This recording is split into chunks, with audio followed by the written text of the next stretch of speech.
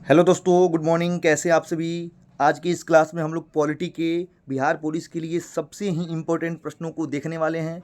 तो आइए टाइम को वेस्ट किए बिना इस लेक्चर की करते हैं शुरुआत और एक से बढ़ के एक प्रश्नों को देखते हैं जो कि आगामी बिहार पुलिस के एग्ज़ाम जो कि अगस्त में प्रस्तावित है उसके लिए बहुत ही ज़रूरी है, बहुत ही महत्वपूर्ण है। तो देखते हैं पहला प्रश्न दोस्तों, राजनीतिक दल आवश्यक है। महा वीवीआई प्रश्न है कि राजनीतिक दल जो है ये किस चीज़ में आवश्यक होती है। तो सही जवाब क्या होगा दोस्तों, जिन्हें भी क्वेश्चन का आंसर पता है वो जल्द से जल्द कमेंट बॉक्स में आंसर लिख दें। लोकतंत्र में, डेमोक्रेसी में, लोकतंत्र में राजनीतिक दल यानी कि जो बीजेपी है, कांग्रेस है, ये सभी क्या है दोस्तों, राजनीतिक दल है और ये किस में आवश्यक होती हैं, लोकतंत्र में। तो सही जवाब हो जाएगा दोस्तों लोकतंत्र। अब नेक्स्ट क्वेश्चन को देखते हैं, राष्ट्रपति को महाभियोग की प्रक्रिया से कौन अपदस्थ कर सकता है। देखिए, मैं न केवल प्रश्नों का उत्तर दूंगा अपितु उस प्रश्न से जुड़े फैक्ट भी आपको बताऊंगा जिससे एग्जाम में आने वाले प्रश्न आपसे नहीं छूटेंगे। तो राष्ट्रपति पर महाभियोग की जो प्रक्रिया है दोस्तों, यह अनुच्छेद 61 में वर्णित है। किस अनुच्छेद में वर्णित है, यह अनुच्छेद 61 में वर्णित है और महाभियोग की प्रक्रिया संसद लगा सकती है।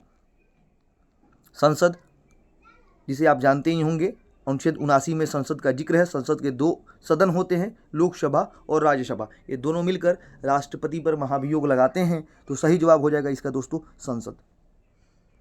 नेक्स्ट प्रश्न की ओर चलते हैं और नेक्स्ट प्रश्न को देखते हैं, मतदाता सूची को आमतौर पर क्या कहा जाता है। देखिए, मतदाता सूची, अभी तो हाल में चुनाव चल रहा है तो चुनाव में हर किसी का अपना वोटर लिस्ट में नाम देखा ही होगा। तो मतदाता सूची को हम लोग वोटर लिस्ट कहते हैं दोस्तों, मतदाता सूची कहते हैं, जो कि निर्वाचन आयोग जारी करता है। अब है राज्यसभा का सभापति अपना त्यागपत्र संबोधित करता है। ध्यान दे दोस्तों, ये बिहार पुलिस और दरोगा दोनों में पूछा हुआ प्रश्न है। यहाँ पर देखिए घुमाया गया है, राज्यसभा का सभापति। सबसे पहले तो आपको इसका नॉलेज होना चाहिए कि राज्यसभा का सभापति होता कौन है। तो राज्यसभा का सभापति होता है दोस्तों उपराष्ट्रपति। कौन होता है दोस्तों, उपराष्ट्रपति। ये राज्यसभा का पदेन सभापति होता है। इसका ख्याल रखिएगा। किस अनुच्छेद के तहत, तो अनुच्छेद 64 के तहत। अनुच्छेद 64 के तहत उपराष्ट्रपति राज्यसभा का पदेन सभापति होता है। और एक और बात, वह राज्यसभा का सदस्य नहीं होता है दोस्तों, वो राज्यसभा का सदस्य नहीं होता है। महाभिवीआई प्रश्न ये आता है अक्सर एग्जाम में, बीपीएससी तक के लिए जरूरी है कि राज्यसभा का सभापति क्या राज्यसभा का सदस्य होता है। दोस्तों जवाब है नहीं, वो नहीं होता है। तो याद रखिएगा। और ये जो उपराष्ट्रपति है ये अपना त्यागपत्र दोस्तों किसको देगा, तो राष्ट्रपति को देगा। ध्यान देंगे, राष्ट्रपति अपना त्यागपत्र उपराष्ट्रपति को और उपराष्ट्रपति अपना त्यागपत्र राष्ट्रपति को देता है। बढ़ते हैं नेक्स्ट प्रश्न में दोस्तों। अगर वीडियो पसंद आ रही है तो ज़्यादा से ज़्यादा दोस्तों को भी शेयर कीजिए ताकि इस बार तहलका हो जाए, बिहार पुलिस में एक सीट आपका कंफर्म हो जाए, इसकी गारंटी है। बस ज़्यादा से ज़्यादा इस वीडियो को शेयर कीजिए और देखते हैं नेक्स्ट प्रश्न दोस्तों। भारत में संप्रभु कौन है। ध्यान दें, संप्रभु ना प्रधानमंत्री है ना राष्ट्रपति है, हमारी जनता है, भारत के लोग हैं दोस्तों, भारत के लोग हैं। अगला है दोस्तों, निम्न में से कौन संविधान निर्मात्री सभा का सदस्य नहीं था। ध्यान देंगे, संविधान सभा में बहुत सारे सदस्य थे लेकिन पूछ रहा है कि कौन संविधान सभा का सदस्य नहीं हुआ करते थे। तो सिर्फ दो व्यक्ति दोस्तों, एक महात्मा गांधी, एक मोहम्मद अली जिन्ना। ऑप्शन में आप चेक कर लो, मोहम्मद अली जिन्ना ऑप्शन नंबर 1 ही है। ये संविधान निर्मात्री सभा का सदस्य ये दोनों नहीं थे। अगर ऑप्शन में महात्मा गांधी भी होता तो सही जवाब होता दोस्तों। नेक्स्ट प्रश्न देखते हैं, निम्नलिखित में से किस न्यायाधीश को जनहित याचिका का प्रवर्तक माना जाता है। महावीवीआई प्रश्न, ये वीवीआई नहीं दोस्तों, एमवीवीआई आप इसे कह सकते हो। महावीवीआई प्रश्न जस्टिस पीएन भगवती इसका आंसर होगा। क्या होगा, जस्टिस पीएन भगवती इसका आंसर होगा। नेक्स्ट प्रश्न देखते हैं दोस्तों, किस वर्ष तक के लिए लोकसभा के निर्वाचन क्षेत्रों के परिसीमन की प्रक्रिया को स्थगित कर दिया गया है। ध्यान देना दोस्तों, महावीवीआई प्रश्न न केवल बिहार पुलिस बल्कि बिहार दरोगा के लिए भी महावीवीआई प्रश्न यह स्थगित कर दिया गया है 2026 तक के लिए।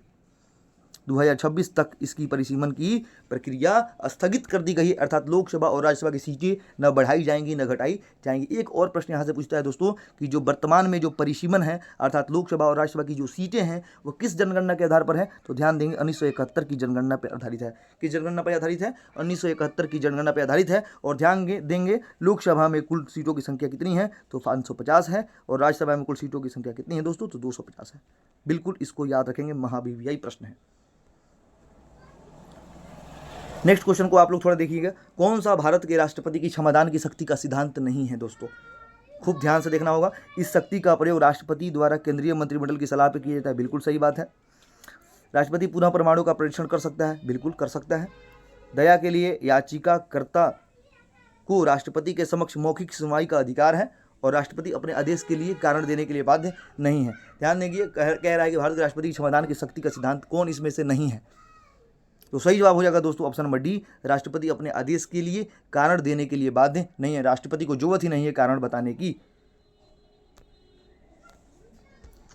नेक्स्ट प्रश्न, राज्यसभा के सेवानिवृत्त होने वाले सदस्य के संबंध में ध्यान दीजिएगा दोस्तों। राज्यसभा के जितने भी सदस्य हैं, मतलब राज्यसभा के जितने भी सदस्य हैं, वो 1/3 सदस्य जो है दोस्तों हर 2 वर्ष में सेवानिवृत्त हो जाते हैं, ध्यान दीजिएगा। और राज्यसभा एक ऐसा सदन है जो कभी भी भंग नहीं होता है, राज्यसभा कभी भी भंग नहीं होता है दोस्तों। और राज्यसभा को उच्च सदन कहा जाता है, शिक्षितों का सदन कहा जाता है दोस्तों, ठीक है। वर्तमान में राज्यसभा सीटों की संख्या कितनी है, बिल्कुल याद रखिएगा, 245 है, 245 है। और राज्यसभा का सभापति कौन होता है, तो उपराष्ट्रपति होता है दोस्तों। राज्यसभा का जिक्र संविधान के किस अनुच्छेद में है दोस्तों, तो याद रखिएगा राज्यसभा का जिक्र संविधान के अनुच्छेद 81 में है। किस में है जी दोस्तों, अनुच्छेद 81 में है, बिल्कुल याद रखना होगा।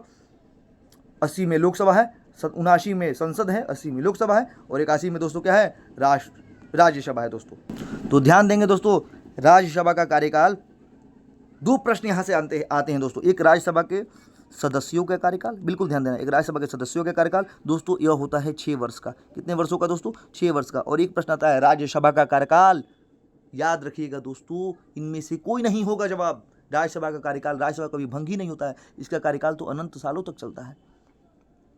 वहीं अगर बात की जाए लोकसभा का कार्यकाल, तो दोस्तों याद रखना, लोकसभा के सदस्यों का कार्यकाल कहे चाहे लोकसभा का कार्यकाल कहे, सही जवाब हो जाएगा 5 वर्ष, क्योंकि लोकसभा हर 5 वर्ष में भंग हो जाती है, जैसे कि 2019 में भंग हुई, 2024 में भंग हुई, और 2029 में भी भंग होगी, बिल्कुल याद रखना है। और इसको राष्ट्रपति जब चाहे तब भंग भी कर सकता है, यानी लोकसभा कभी भी भंग हो सकती है। लोकसभा को भंग करने की शक्ति राष्ट्रपति के पास निहित होती है, वो भी अनुच्छेद 85 के अनुसार। तो इसका सही जवाब मैंने नहीं बता पाया दोस्तों, राज्यसभा के सदस्य के लिए क्या आंसर सही है दोस्तों। तो एक बात याद रखिएगा, इसके लिए है वे मात्र 2 ही बार पुनः मनोनीत हो सकते हैं, ऑप्शन नंबर बी सही है दोस्तों। इस बार बिहार पुलिस पार इसकी गारंटी के साथ लेक्चर की करते हैं शुरुआत और लेक्चर को करते हैं खत्म। भारतीय संविधान के निम्न में से कौन से अनुच्छेद के अंतर्गत नागरिक अपने मौलिक कर्तव्य की रक्षा के लिए उच्च न्यायालय में याचिका दायर कर सकते हैं, बिल्कुल महाभिव्यायी प्रश्न। मौलिक अधिकार की रक्षा करने की गारंटी सिर्फ 2 लोगों के पास है, लोगों क्या कह सकते हैं, मैंने 2 संस्था, 2 न्यायालय के पास है, एक हमारा हाई कोर्ट और एक हमारा सुप्रीम कोर्ट। मैं दोनों का जवाब दूंगा दोस्तों। अनुच्छेद 32 का प्रयोग करता है सुप्रीम कोर्ट, और अनुच्छेद 226 का प्रयोग करता है दोस्तों हमारा हाई कोर्ट। और इसने प्रश्न पूछा है कि उच्च न्यायालय में याचिका दायर कर सकते हैं किस अनुच्छेद के तहत, तो याद रखिएगा अनुच्छेद 226 के तहत हम न्यायालय में याचिका दायर कर सकते हैं दोस्तों। तो आज के इस वीडियो को करते हैं यहीं पे समाप्त। ज़्यादा से ज़्यादा दोस्तों को भी शेयर कीजिए, इस बार बिहार पुलिस होगा पार, इसकी पूरी गारंटी है। बस वीडियोस को ज़्यादा से ज़्यादा बिल्कुल आग की तरफ फैला दीजिए, ताकि हर एक छात्र के तक ये वीडियो पहुंच जाए, और हर हमेशा एक दिन वीडियो आपको मिलेगी, कभी पॉलिटी का, कभी जियोग्राफी का, कभी इकोनॉमिक्स का, कभी हिस्ट्री का, और महाभिव्यायी प्रश्नों की श्रृंखला आपको मिलती रहेगी। ध्यान दें, अगर आप मेरे वीडियो से जुड़े रहेंगे तो इस बार बिहार पुलिस पार होगा, इसकी 100% गारंटी है। जय हिंद दोस्तों।